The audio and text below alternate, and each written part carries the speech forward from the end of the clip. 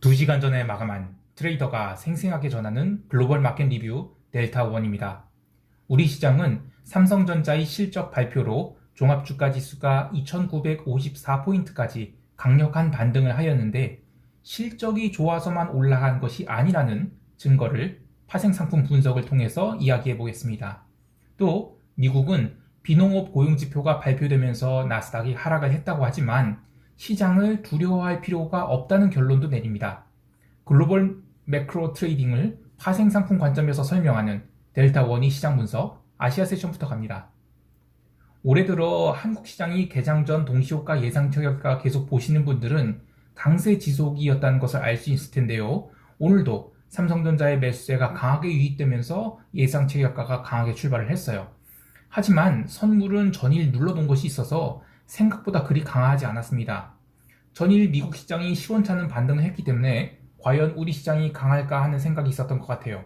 또한 삼성전자의 실적 발표에 그동안은 이른바 K셀론이 나오면서 도루묵되지 않겠는가 이런 우려도 있었죠.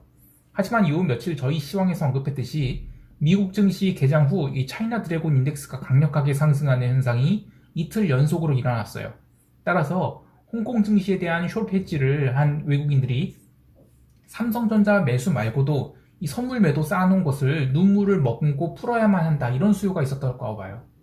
결국 이 10분간 개장 후 10분간 눈치 보기를 하던 외국인들은 강력한 선물 매수를 위로 쏘아 올리면서 11시까지 일단 7천억 넘게 선물 매수를 했습니다. 물론 이 선물 매수는 미결 증가가 일어난 것이 아닌 선물 매도분에 대한 이익 실현이었죠. 헌데 10시 15분 이 홍콩 시장이 개장을 했는데도 영 힘이 없는 거예요. 본장 들어서는 좀 나아지겠거니 했는데 본장 들어서도 홍콩 시장은 계속 힘이 없었죠. 이때 옵션 시장에서 아주 특이한 거래가 발생합니다. 오늘 외국인이 풋옵션을 150원어치 매도, 150원가량, 억원가량 매도를 했는데 일부 유튜버들은 이것을 갖고 외국인이 풋매수를 손절했다 뭐 이런 얘기를 해요. 근데 이건 전혀 사실이 아니라고 봅니다. 인과관계를 정확하게 이야기하기 위해서 이 부분은 잠시 뒤에 따로 이야기하기로 하고요. 외국인들은 오늘 오후장까지 계속 선물 매수를 해서 9천억 넘게 선물을 샀습니다. 하지만 장마감 현물 매수를 늘림과 함께 동시에 선물 매수를 3천억가량 줄여서 순매수 6,500원으로 넘어갔습니다. 근데 이것은 오늘 오후 2시 이후로 삼성전자 같은 이 인덱스 매수를 강화하면서 선물 매수를 현물 매수로 교체 매매한 것 같아요. 여기서 알 수 있는 것은 올해 들어서 외국인이 한국 시장에 계속 러브콜을 보내는 것 같은데 헤지펀드들이 작년에 그 MSCI 코리아 ETF 엄청나게 팔아댔었고 한국에는 하여튼 그렇게 숏을 많이 쳤어요. 근데 올해는 살살 담고 있다 이렇게 보고 있어요. 이 추세가 얼마나 갈지 모르겠지만 작년에 선별적으로 강세를 보였던 종목은 치우고 있고 전체 인덱스는 매수하고 있다. 이런 점에서는 증시 자체는 계속 우호적으로 보고 있어요. 글로벌이 아니라 한국 시장이요. 단지 이제 개인이 매매 패턴이 주도주 매수와 같은 작년까지는 익숙했던 것이 올해는 주도주가 거꾸러지고 있고 전체 인덱스가 조심스럽게 강세를 보이는, 그리고 소외주가 부상하고 있어서 이 사람들이 이제 적응을 못하고 있는 것 같아요. 근데 이 부분은 한국 시장 참여자라면 빨리 적응해야 될 부분 같습니다. 자, 아까 이야기하기로 했던 이 옵션 거래 특이 동향 좀 얘기할게요.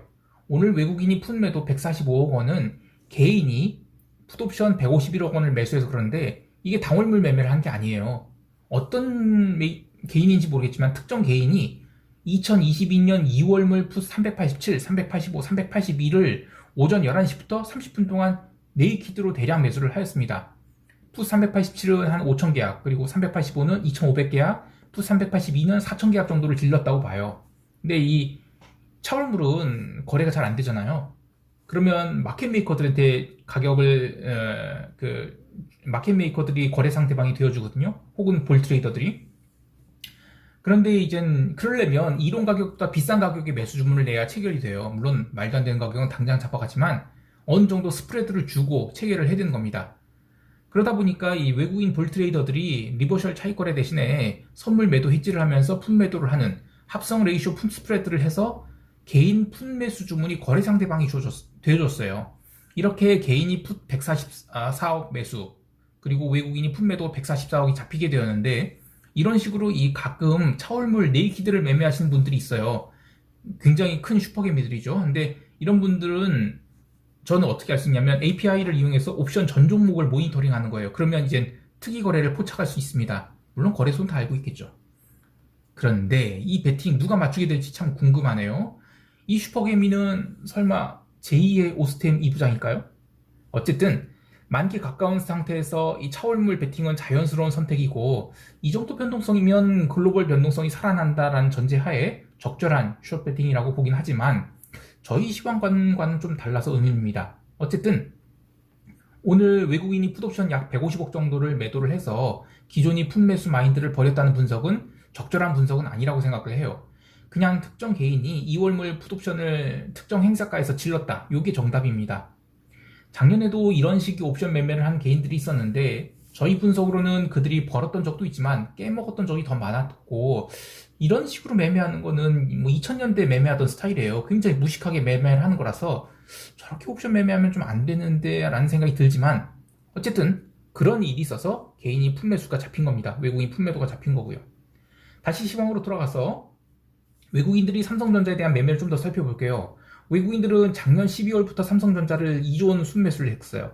오늘 외국인들은 삼성전자를 3,400억 매수했지만 작년 배당락 이후에 금융투자가 배당 매수를 한 삼성전자를 열심히 매도하고 있어요. 그래서 배당락 이후에 외국인 삼성전자 매수는 사실 오늘 빼면 4,400억 정도밖에 안 됩니다. 그리고 나머지는 다 개인들이 산 거예요. 자, 그런데 최근 필라델피아 반도체 지수 ETF인 SOXX가 아주 나쁜 모습으로 조정을 받고 있거든요. 그리고 대만이 TSMC도 최근에 고점 기록하고 아주 3일 연속 빠지고 있고요. 지금이 삼성전자 강세는 작년까지 유행했던 TSMC 롱 그리고 삼성전자 숏에 대한 페어가 청산되면서 나타난 현상으로 보고 있어요.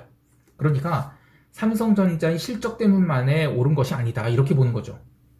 자, 이런 현상들, 그러니까 작년까지 유행했던 거래의 패턴들이 청산되거나 더 이상 먹히지 않는 패턴들은 우리 시장만큼만 그런 게 아니라 매크로 환경도 비슷하게 일어나고 있어요. 그래서 새롭게 바뀌는 투자 트렌드에 좀 빨리 좀 적응하셔야 되겠습니다. 뭐 아시아 시장에서 이 니케이가 상대적으로 약세를 보인 것, 그리고 홍콩 시장 강세, 뭐 이런 것들 시황 관련해서 더 할 얘기도 많은데 이런 거는 멤버십 회원들께 커뮤니티 게시판을 통해서 이야기하도록 하겠습니다. 자, 이제 유럽 세션 갈게요. 유럽 증시는 올해 들어서 계속 영국 중심으로 강세를 보이고 있는데 영국은 금융주의 비중이 적지 않을 뿐더러 아직도 코로나 전 주가를 회복하지 못한 동네인지라 작년 초에도 영국 롱에 대한 이야기가 많았어요. 그런데 올해 또 푸찌백의 그 상대적 아웃퍼폼을 주장하는 리포트들이 나오고 있죠. 독일도 마이너스 0.5%밖에 안 되는 조정을 보였지만 급락이 나온 것은 아니에요. 그냥 점진적인 조정을 보이고 있죠. 그래서 올해 미국보다는 유럽이 좋을 것이라는 이야기가 많이 나오고 있어요. 다만 리스크라면 리스크인 것이 시장이 유럽이 긴축에 대해서는 지금까지 계속 입을 씻고 있는 것 같아요. 어제도 얘기했지만 유로화가 지금 한 달 반 동안 껌딱지를 붙이고 있어요. 근데 어제 유로화 옵션 만기가 끝나자마자 정말 오랜만에 0.58% 원웨이 상승이 나왔거든요. 작년 마지막 그 ECB 이후 1.3485 자리를 계속 못 넘겼던 것을 올해 처음으로 넘겼다는 점에서 조만간 유로화의 추세적 강세 이야기가 나오지 않을까 합니다. 올해 보고 있는 여러 가지 투자 아이디어 중 하나가 유로화의 추세적 상승을 보고 있는데 변동성도 그동안 너무 죽어 있어서 오늘 차월물 유로화 콜옵션 등가가 0.58%밖에 안 됐어요. 그런데 따블이 났습니다. 작년에는 이 채권 시장의 변동성이 컸다면 올해는 통화 시장에서 특히 변동성이 죽어 있는 유로화의 변동성이 커질 것으로 보고요. 그래서 그런 쪽에서 좋은 투자 기회들이 많은 것으로 봅니다. 그리고 오늘 이야기를 안 할 수 없는 게 채권 시장이에요. 미국 비농업 고용지수 발표 이전까지 채권 시장은 좀 조용히 횡보 중이었습니다. 그리고 유럽 국채는 장기채 중심으로 수급 논리에 의해서 좀 눌렸다가 반등이 나오긴 했는데 기본적으로는 지표 보고 대응하자 뭐 이런 거였어요. 논팜 발표되자마자 2년 국채는 처음엔 튀었습니다. 그리고 골드도 같이 상승을 했죠. 실업률은 3.9%로 계속 하락을 했지만 고용지수는 40만 건이 아닌 전월보다도 낮은 19만 9천 건으로 하락하면서 이 고용지표에 흠집이 나는 거 아닌가 이런 이슈로 일시적으로 튀었던 거예요. 하지만 이 추세를 바꿀 수 있는 자리가 아닌데다가 채권에 대한 대기 매도세가 쏟아져 나오면서 장기물, 단기물 할 거 없이 특히 장기 채권이 강력하게 부러졌습니다. 그러면서 골드도 급락을 해서 1781.3달러까지 밀렸는데요. 이때 미국 나스닥 지수도 급락을 해서 0.8%를 마이너스 순식간에 밀어버리게 됩니다. 근데 딱 거기까지만이었어요. 개장 전에는 밀리는 게 과도하게 막 마이너스 1.5% 이렇게까지 밀릴 상황은 아니었어요. 저는 이 장기 채권은 리스크 프리미엄이 반영되어 있어서 올해 들어서는 단기물에 비해 덜 밀렸다고 생각되는데, 나스닥 선물이 꾸준히 반등하면서 단기물은 꾸준히 반등을 해요. 근데 장기물은 본장 들어서 제대로 반등 못하고 더 밀려버리게 됩니다. 그래서 결국에 전체 그림으로 보면 올해도 여전히 채권 매도라는 거대한 트렌드는 이어질 것이라는 생각이 들어요.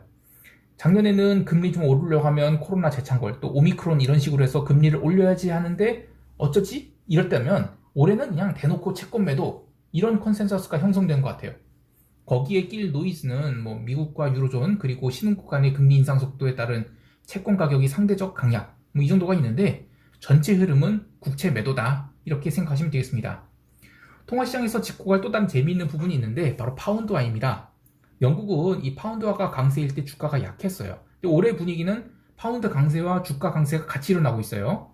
작년까지 테마가 양적 완화를 지속하면 이 통화 약세 그리고 주가 강세가 있었는데, 이제 긴축을 해도 주가가 강세를 보이고 있기 때문에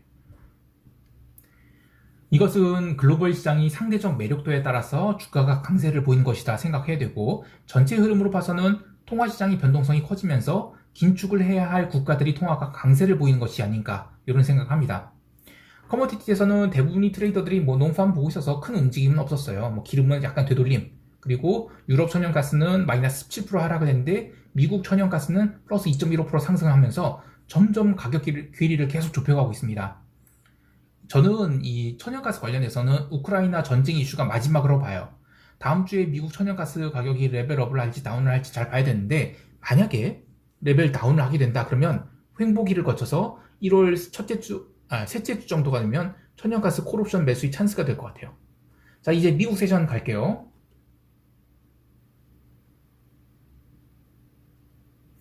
미국 지수 선물은 논팜 이전에는 아주 지루한 흐름을 보였는데요. 그런데 좀 재미있는 현상이 관찰됐죠. 바로 나스닥 선물이 홍콩 증시가 강한데도 초반에만 강했을 뿐 시간이 들어서 계속 약세를 보였다는 점입니다. 이것은 나스닥 선물 숏 ETF가 아시아 세션에서 대량으로 설정되면서 계속 매도 압력을 주었다라고 보고 있어요. 니케이 선물과 홍콩 지수 선물이 강하면 나스닥 선물도 매크로 트레이더들이 매수를 한 편인데, 오늘은 그렇지 않고 꺾였다는 점에서 나스닥 선물에 대한 실수요자들이 매도세가 엄청나게 쏟아졌다, 이걸 확인할 수 있습니다. 유럽 세션 시작하고 유럽 증시가 살짝 눌리는데 나스닥 선물은 더 눌려서 전일 시가선 깰 때까지도 약세를 보였다가 유럽 반등하면서 다시 살아났는데, 전일 시가선을 깰 정도까지 약세를 보였다가 깨진 않았고, 그러면서 유럽 반등하면서 다시 살아났는데 미국 비농업 고용자 수가 나쁘게 나오자 단기채권 급등, 그리고 나스닥도 처음에는 급등을 했어요. 근데 딱 1분만 그렇게 강세가 나왔고, 그 뒤로는 바로 채권 밀리고 나스닥도 급락을 했습니다. 아직 메인 세전이 시작되지 않아서, 그러면서 이제 본장 때는 점진적으로 시세를 회복해서 다행스럽게도 장 초반에는 15,825선까지 올라왔는데 그 뒤가 문제였어요. 딱 30분봉 첫 봉만 양봉을 만들고, 그리고 나서 나스닥 선물에 매도가 쏟아지기 시작하면서 스트레이트로 1시간 동안 급락을 줬어요. 15,827포인트에서 15,510포인트까지 하락을 시켰으니까 약 2% 좀 안되게 급락을 시켰죠. 근데 이때 크게 걱정할 일이 아니었다고 보는 게, 변동성이 거의 살아나지 않았어요. S&P 변동성인 VIX는 물론이고 나스닥 변동성인 VXN 지표도 전일이 저가를 갱신하고 120선 다 깼는데도 불구하고 전일이 변동성 고점을 돌파하지 못했습니다. 이것은 두 가지로 해석해 볼 수 있는데요. 작년에 나스닥 상승세를 견인했던 콜옵션 매수세가 확실히 올해는 약발이 다 했고, 아직 풋옵션 매수세는 생각보다 많지 않아서 시장이 하락한데도 옵션 가격이 살아나지 않는다, 이런 거고, 이렇게 되면 이 구간에서 일주일에서 2주 정도 양음양 횡보하다가 하락을 하게 되면 그때는 진짜 변동성이 폭발하는 대형 하락이 나올 수 있겠어요. 또 하나는 작년에 테마였던 이 테크주에 대한 쏠림이 해소되고 있어서 지수 장악력이 큰 빅테크들이 밀릴 때 지수가 밀리는 것은 어쩔 수 없지만, 기존에 많이 눌렸던 이른바 소외주는 이미 떨어질 만큼 떨어져서 변동성이 얼마 살아나지 않는다, 이렇게 봐야 되겠어요. 그러니까 당장은 투매가 나올 상황은 아니라는 것입니다. 실제로 변동성 선물은 어제 S&P 지수가 마이너스 0.56% 하락한데도 20.5포인트로 마이너스 1.92% 하락을 했죠. 아니, 변동성 지수가 공포 지수라고 한 사람들 다 어디로 간 겁니까? 변동성 지수는 공포 지수가 아닌 투자자들이 옵션에 대한 기대값이라는 것이 핵심인데, 말을 편하게 한답시고 저런 별명을 붙인 것이 투자자들이 맹목적으로 믿게 만들어놨으니 정확한 해설을 할 수 없는 겁니다. 아마 올해 이런 식으로 변동성이 하락하는데 지수도 하락한 일들이 계속은 아니죠. 자주 있을 것으로 봅니다.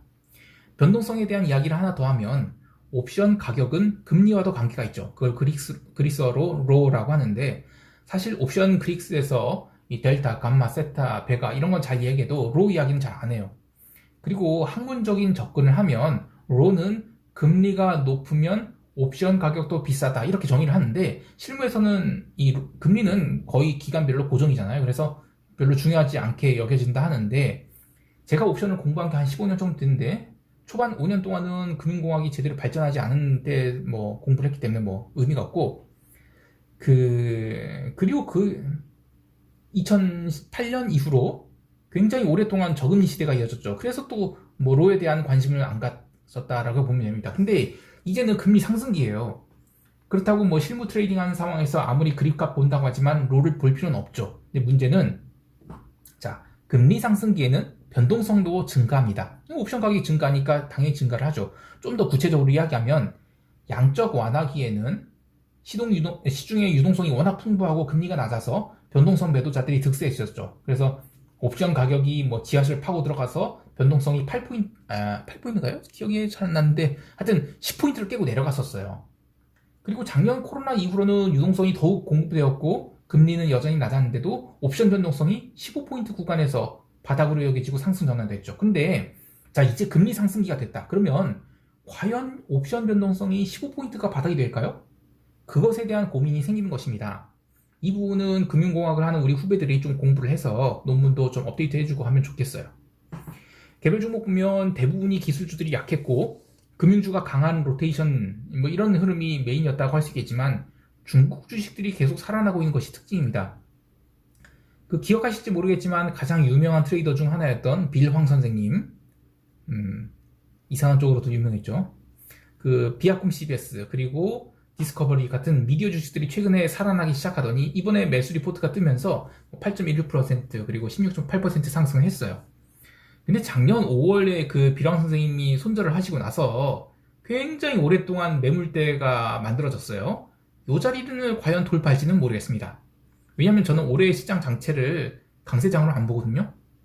물론 로테이션 측면에서 단기적인 그런 강세 흐름은 나올 수 있겠지만 전체 시장이 작년, 재작년 같은 그런 강세장은 아니라고 봐요. 아무튼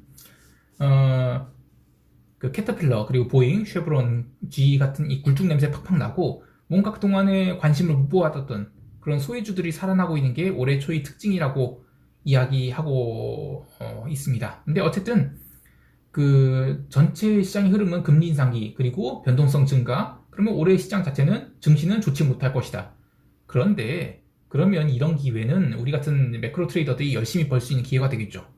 자, 이제 시장 총평하면서 대응 전략 이야기해 볼게요. 우선 한국 시장에 대해서는 해외 시장이 하락 마감했음에도 불구하고 야간 선물은 플러스로 마감했어요. 그리고 풋옵션 프리미엄 와장창 죽어서 끝났죠. 아무래도 이 홍콩 시장에 대한 연속된 매수세가 우리 시장과 연계돼서 이 프락심 매도 엣지를 청산하려는 그런 흐름이 이어지고 있기 때문인데, 근데 다음 주는 옵션 만기주예요. 그리고 전체 미결 현황판을 보면 양쪽으로 미결이 가득해요. 사실 별 볼 일 없는 흐름이 될 가능성이 크죠.